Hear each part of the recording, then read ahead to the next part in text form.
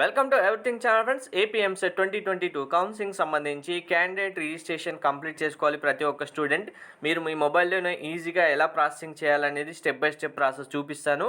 మీరు application form fill చేస్తున్న టైంలో ఎటువంటి మిస్టేక్స్ ఉన్నా ఎడిట్ చేసుకోవచ్చు. న్యూ సర్టిఫికేట్స్ ఏం తెచ్చుకున్నా అప్డేట్ చేసుకోవచ్చు.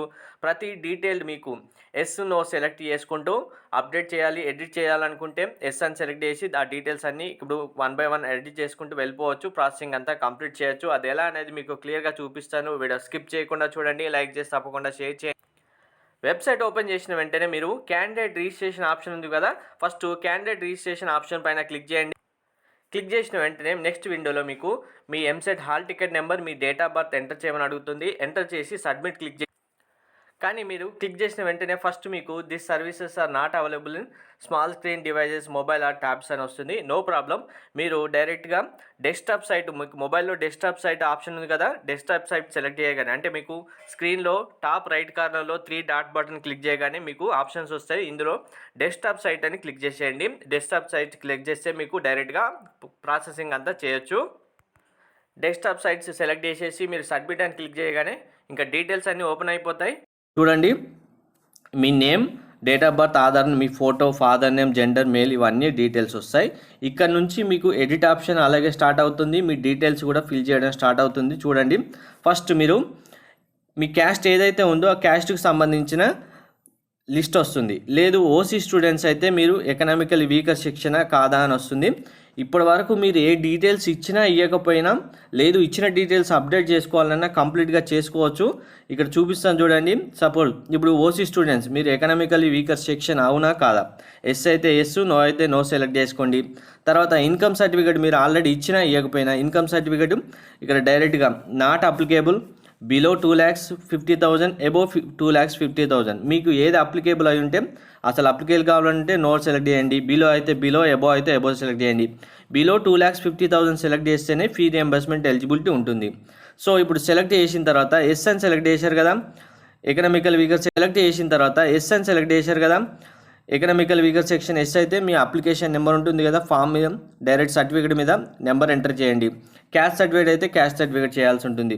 బిలో 2,50,000 సెలెక్ట్ చేస్తేనే మీకు ఇక్కడ సర్టిఫికేట్ ఎంటర్ చేయాల్సి ఉంటుంది. చూడండి, ఇక్కడ ఏమడిగారు, మీ సేవ ఇన్కమ్ సర్టిఫికేట్ నెంబర్ అవైలబుల్ అన్నప్పుడు మీరు ఎస్ అని సెలెక్ట్ చేస్తే డైరెక్ట్గా మీ సేవ నుంచి లేదా గ్రామ సచివాలయం నుంచి తీసుకున్న సర్టిఫికేట్ ఉంటుంది కదా, ఆ నెంబర్ ఎంటర్ చేసి మీరు డైరెక్ట్గా ఇన్కమ్ సర్టిఫికేట్ అప్లోడ్ చేయాల్సి ఉంటుంది.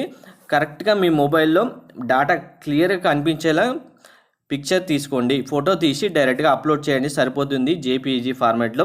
తర్వాత లేదు, ఇప్పుడు మీరు మీ సేవ నుంచి తీసుకున్న సర్టిఫికేట్ లేదు కానీ వైట్ రేషన్ కార్డు ఉంది, అలాంటప్పుడు నో అని సెలెక్ట్ చేయండి. ఇన్కమ్ సర్టిఫికేట్ ప్లేస్లో ఇక్కడ డైరెక్ట్గా నో అని సెలెక్ట్ చేసి, ఇక్కడ నో ఉంది కదా, నో అని సెలెక్ట్ చేసిన తర్వాత ఎనీ అదర్ సర్టిఫికేట్ కార్డు అంటే మీకు వైట్ రేషన్ కార్డు ఉంది కదా, వైట్ రేషన్ కార్డు అప్లోడ్ చేసి డైరెక్ట్గా ఎంటర్ చేస్తే సరిపోతుంది. ఇలా ఇన్కమ్ సర్టిఫికేట్ సంబంధించి మీ సేవ నుంచి గ్రామ సచివాలయం నుంచి సర్టిఫికేట్ ఎస్ అయితే ఎస్ అని సెలెక్ట్ చేయండి, నో అయితే వైట్ రేషన్ కార్డు సెలెక్ట్ చేసుకొని ఎంటర్ చేసేయండి. తర్వాత నెక్స్ట్ డీటెయిల్స్, ఇక్కడ ఇది పర్సనల్ డీటెయిల్స్ ఫస్ట్ థింగ్. తర్వాత వచ్చి స్పెషల్ కేటగిరీ డీటెయిల్స్, మీరు ఎస్ అని సెలెక్ట్ చేస్తే ఎస్ ఉంటుంది, నో అని సెలెక్ట్ చేస్తే నో ఉంటుంది. దీన్ని తర్వాత మాడిఫై చేసుకోవచ్చు. మీరు ఎలా అనేది చూపిస్తాను ఇందులోనే. ఎస్ ఉన్న వాళ్ళైనా నో చేసుకోవచ్చు, నో ఉన్న వాళ్ళైనా ఎస్ చేసుకోవచ్చు. నెక్స్ట్ ఎడ్యుకేషన్ డీటెయిల్స్, మీరు అప్లికేషన్ ఫామ్ ఫిల్ చేసేటప్పుడు 6th క్లాస్ నుంచి 12th క్లాస్ వరకు ఏ డీటెయిల్స్ ఇచ్చారో ఆ డీటెయిల్స్ అన్నీ డిస్ప్లే వచ్చేస్తాయి మీకు. ఈ డీటెయిల్స్ కూడా కంప్లీట్గా ఎడిట్ చేసుకోవచ్చు, చూపిస్తాను. తర్వాత AP website hall ticket number, rank మీకు ఏదొచ్చిందో అది ఉంటుంది. తర్వాత ఇంటర్మీడియట్ సంబంధించిన డీటెయిల్స్ డిస్ప్లే వచ్చేస్తాయి. ఇక్కడ చూడండి, మీరు క్లియర్గా ఇక్కడే అందరూ కరెక్ట్గా చూడండి. హెచ్సిఎల్ సెంటర్ మీకు ఆల్రెడీ లిస్ట్ ఇచ్చాను కదా, డిస్క్రిప్షన్లో లింక్ ఇస్తాను, ఒకసారి చూసుకోండి. హెచ్సిఎల్ సెంటర్స్ మీరు ఏమైతే వెళ్ళాలనుకుంటున్నారో మీకు అన్ని డాటా కరెక్ట్గా ఉంది అనుకున్న వాళ్ళైనా లేదు అనుకున్న వాళ్ళైనా మీ నియర్ బై హెచ్సిఎల్ సెంటర్ ఏది ఉందో అది సెలెక్ట్ చేసేయండి. ఇందులో కంపల్సరీ అవసరమే. తర్వాత ఇక్కడ మీకు డాటా ఎడిట్ చేసుకోవచ్చు, ఏదైనా అప్డేట్ చేసుకోవచ్చు అని చెప్పాను కదా. ఇక్కడ ఇందులో చూడండి, do you want to make any changes in the above information provided.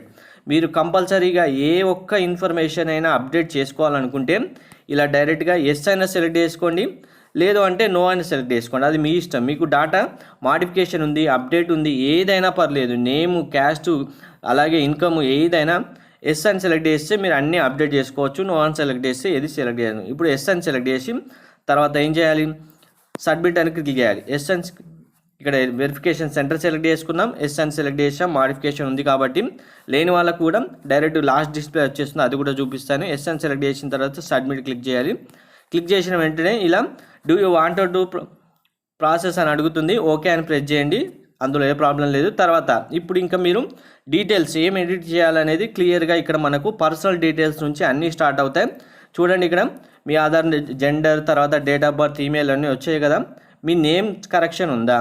ఇక్కడ కరెక్షన్ అంటే నేమ్ కరెక్షను మీరు ఎస్ఎస్సి మెమోలో ఏదైతే ఉందో అది మాత్రమే బేస్, కానీ మిగిలిన వాటిలో చేంజ్ చేయడానికి ఇక్కడ ఎస్ అని సెలెక్ట్ చేయద్దండి.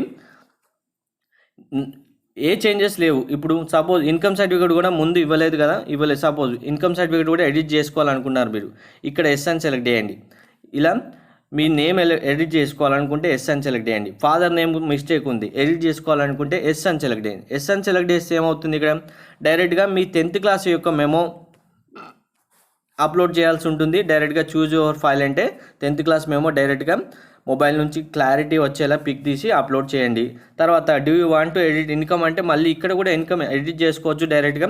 ఎస్, నో, తర్వాత బిలో 2,50,000, అబోవ్ 3,50,000 ఎంటర్ చేసి సేమ్ ఇప్పుడు చూపించాను కదా, మీ సేవా సర్టిఫికేట్, రేషన్ కార్డా డైరెక్ట్గా అప్లోడ్ చేయవచ్చు. ఇది పర్సనల్ డీటెయిల్స్ ఎడిట్ చేసుకోవడం. నెక్స్ట్ స్పెషల్ కేటగిరీ స్టూడెంట్స్ కన్ఫామ్గా చూడండి, మీరు ఆల్రెడీ ఎస్ అని ఉంటేనే నో చేసుకోవచ్చు, నో అంటే ఎస్ చేసుకోవచ్చు. ఆల్రెడీ నో ఉన్న వాళ్ళు ఎవరైనా ఎస్ చేసుకోవాలనుకుంటే డైరెక్ట్గా ఎస్ అని క్లిక్ చేయగానే మీకు చూజ్ యువర్ ఫైల్ అని వస్తుంది. మీ ఏ సర్టిఫికేట్ కన్సర్న్, మీ సర్టిఫికేట్ ఏదైతే ఉంటుందో అది అప్లోడ్ చేయండి.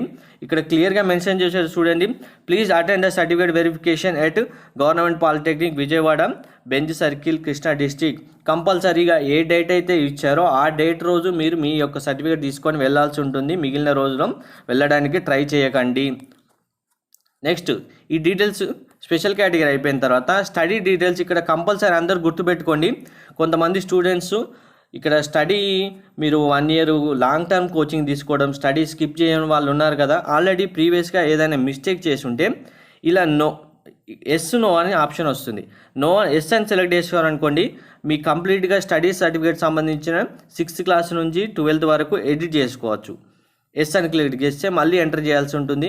ఒకవేళ సపోజ్ ఇప్పుడు మీరు 10th క్లాస్ తర్వాత మీరు 11th క్లాస్ ప్లేస్లో చదవలేదు, అలాంటి టైంలో ఏం చేస్తారు, మీరు ఇక్కడ డైరెక్ట్గా 11th క్లాస్ ఇప్పుడు ఏ డీటెయిల్స్ అయితే మీరు బోనఫైడ్ ఉన్నాయో అవి ఎంటర్ చేయండి, పర్లేదు. మీకు గ్యాప్ సర్టిఫికేట్ తర్వాత అడిగినప్పుడు ప్రొడ్యూస్ చేయండి, ఇప్పుడు కాదు. ఇక్కడ డైరెక్ట్గా ఇప్పుడు బోనఫైడ్ ఏవైతే ఉన్నాయో కరెక్ట్గా ఎంటర్ చేయండి. ఇప్పుడు బోనఫైడ్ లేదు, సపోజ్ మీరు బోనఫైడ్ లేదు అనుకుంటే ఏం చేస్తారు, నేను చెప్పాను కదా రెసిడెన్స్ సర్టిఫికేట్ కంపల్సరీ అని.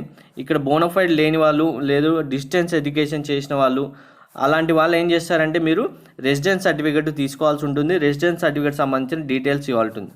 లేదు మేము ఏపీ స్టూడెంట్స్మే కానీ వేరే స్టేట్లో చదివామన్న వాళ్ళు ఏం చేస్తారంటే మీ బోనఫైడ్ డీటెయిల్సే ఇవ్వండి, కానీ మీరు ఏం చేస్తారు హెచ్సిఎల్ సెంటర్స్కి వెళ్ళి మీరు డైరెక్ట్గా అప్డేట్ చేసుకోండి మీ డేటా అనేది, మేము లోకల్ స్టూడెంట్స్మే, మాకు రెసిడెన్స్ సర్టిఫికేట్ ఉందని.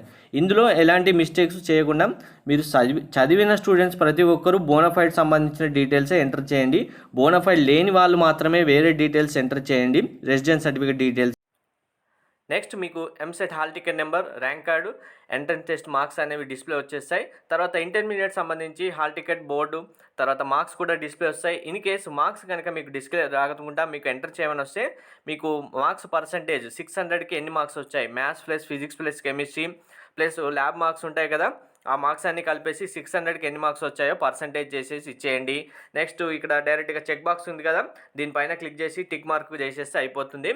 నెక్స్ట్ విండోలో మీకు ఇలా do you want to process అని వస్తుంది, ఓకే పైన క్లిక్ చేసేయండి. మీకు పేమెంట్ గేట్వే సంబంధించి ఆప్షన్స్ వస్తాయి. మీకు పేమెంట్ మీకు మీ యొక్క క్యాస్ట్ బేస్ చేసుకొని పేమెంట్ అయితే వచ్చేస్తుంది. 200, 600 ఏదైతే అది సెలెక్ట్ చేసుకొని డెబిట్ కార్డ్ సెలెక్ట్ చేసుకోండి. మీకు ఏటీఎం కార్డ్తో ఈజీగా పేమెంట్ అయితే చేసేయచ్చు.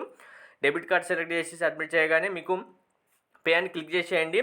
డైరెక్ట్గా నెక్స్ట్ విండోలో మీకు పేమెంట్ గేట్వే ఓపెన్ అవుతుంది. ఇందులో పేమెంట్ డీటెయిల్స్ అన్ని మీరు మీ ఏటీఎం కార్డ్ సంబంధించిన డీటెయిల్స్ అన్ని ఇచ్చేసి పేమెంట్ చేసేయండి. డైరెక్ట్గా మీకు పేమెంట్ అయిపోయిన వెంటనే నెంబర్ వచ్చేస్తుంది. నెంబర్ డిస్ప్లే వచ్చిన తర్వాత ఆ నెంబర్ నోట్ చేసి పెట్టుకోండి. ఇంకా మీకు ఈ కంప్లీట్ ప్రాసెస్ చేస్తున్నప్పుడు ఎవరికైనా ఏమైనా డౌట్స్ ఉంటే, లేదు ఏమైనా మాకు ఎర్రర్స్ వస్తున్నాయి అనుకుంటే ఆ ఎర్రర్ సంబంధించిన స్క్రీన్ షాట్ తీసి మెయిల్ ఐడికి పంపించండి. మెయిల్ ఐడి డిస్క్రిప్షన్లో ప్రొవైడ్ చేస్తాను. ఇది కంప్లీట్ ప్రాసెస్. Thank you.